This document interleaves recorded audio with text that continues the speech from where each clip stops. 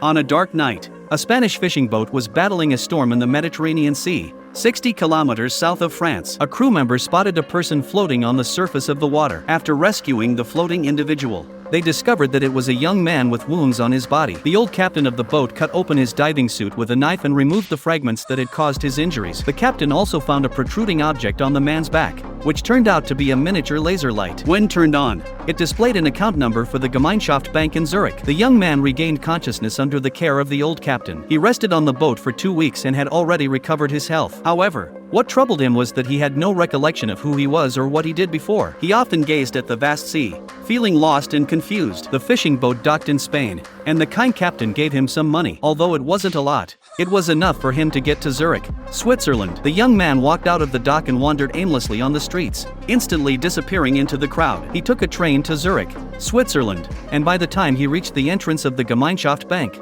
it was already late at night. On this snowy evening, the bank had already closed for business. Without any identification documents, he had no choice but to sleep on a bench in the park. 2 patrolling police officers woke him up and told him that he couldn't sleep on the park bench. The officers asked to see his identification, and he lied, claiming that he had lost his ID card. The police wanted to forcibly take him to the police station. As soon as the police baton touched him, he immediately grabbed it. With agility and skill, he swiftly defeated the 2 officers and even took their weapons. He was shocked, not knowing why he possessed such combat skills. The man fled in a panic, even taking off his jacket as he ran, an instinctive action from his time as a secret agent. The next day, the Amnesiac could only find a quiet corner to observe the street. In Virginia, USA, at the headquarters of the Central Intelligence Agency, CIA, there was a highly secretive plan known only to a select few individuals within the agency. The purpose of this plan was to monitor individuals worldwide who posed a threat to the security of the United States. The founder of this plan was Albert, a senior CIA official,